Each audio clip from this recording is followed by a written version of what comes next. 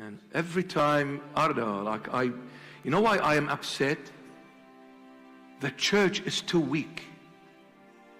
That's what I'm upset about. The church is too weak.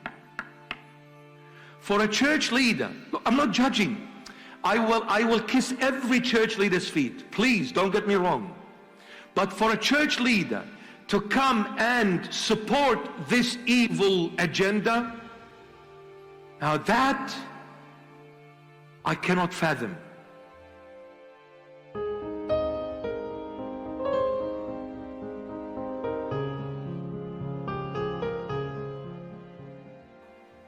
Christianity is based on love, and since it's love, it cannot have laws, rules, and guidelines and regulations, because love does not exist in a set of words.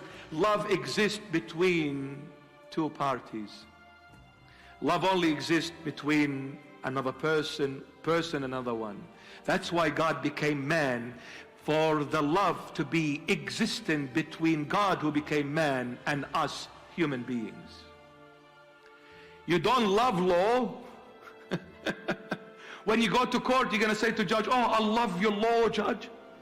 Man, I can't wait for your law to break me and send me to hanging by, death by hanging or with a lethal injection. Would you love that kind of a law? Of course not.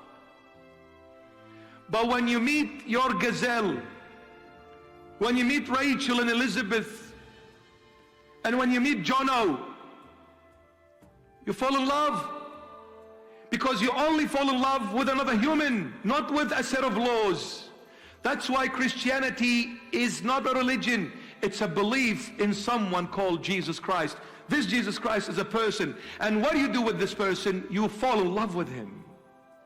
And when you fall in love with this person, when it comes to love, then there is nothing in Christianity that says you must do this. There is not. If anybody tells you, they are lying to you.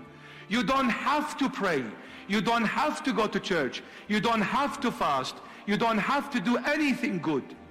But if I ask you this, do you love Jesus? If you say yes, then if you love Jesus, then you must come to church. And if you love Jesus, then you must pray. And if you love Jesus, then you must fast. And if you love Jesus, then you must help those who are in need. Because it is coming to church, praying, singing to the Lord, and doing charitable deeds is a result of that love. It's not a duty. It is a natural instinct. Because when you love the person, you don't think twice about calling them to hear their voice. You love them, you miss them, you hear their voice naturally.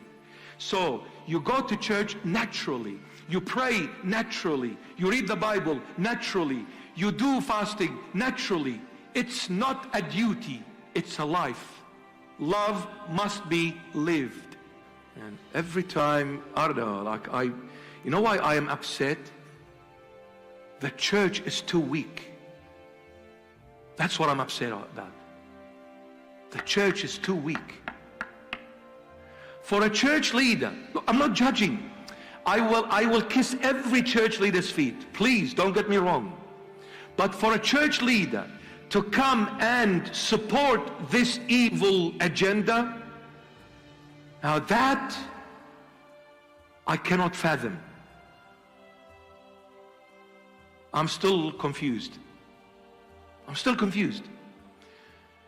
It would have been a lot easier and better for the church leaders at least to be quiet and say nothing. If you don't want to mention anything, not so that you don't jeopardize your position and your whatever, then go quiet.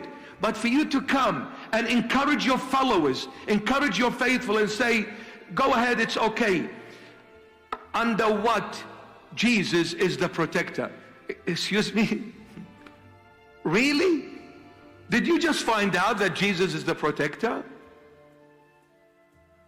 You must be a genius. Jesus is the protector whether you say it or not, my dear friend. And you shouldn't even mention that, because if you haven't found out that Jesus is the protector by now, forget about finding out, because it's too late now. It was a plot and was an evil agenda, period, because it came from evildoers.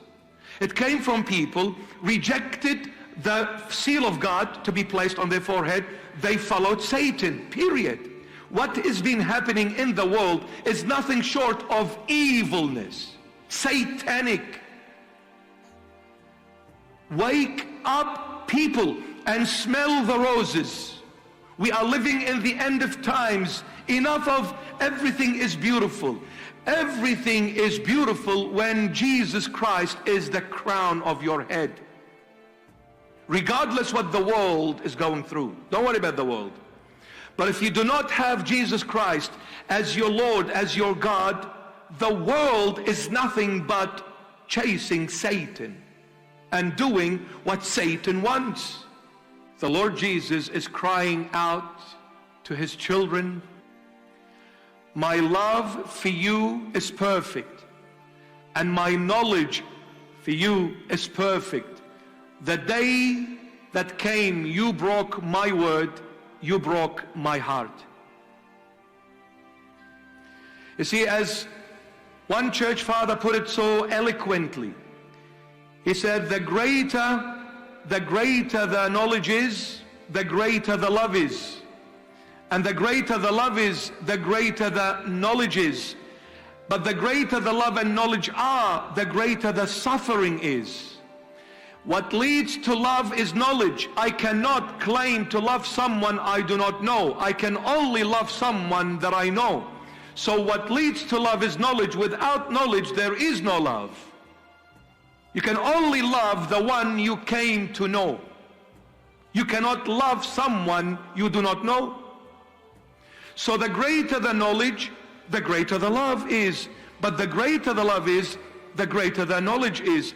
The more I came to know the person, the more I began to love the person. And the more I began to love the person, the more I became to know the person. But the more I loved him or her, and the more I knew that person and loved that person, the more I suffered. Suffering is only made possible where there is love and knowledge. If I don't know the person, I don't love the person, I'm not going to be hurt from that person if he says something painful. Who breaks you? The closest person ever to you. And who makes you the closest person ever to you? Are you worried about a stranger? Not. They can yell at me, they can tell me off, they're strangers, who cares? But when my sweetheart stabs me in the heart with a nasty word, I am shattered. And when my sweetheart tells me a word that is sweeter than honey, I am built and I'm strong. Love. What broke God was love. And what made God to create us and everything was love. Love is the strongest thing ever to exist, and it is the weakest thing ever to exist at the same time. It is the strongest and it is the weakest. It is love what makes you strong, and it is love what breaks you and brings you down. What broke Jesus on the cross was his love and knowledge for every human being. He loves us perfectly. He knows us perfectly. The day we broke his word, we broke his heart. We stabbed him. The cross saves. You know why? It is love that is the ultimate miracle.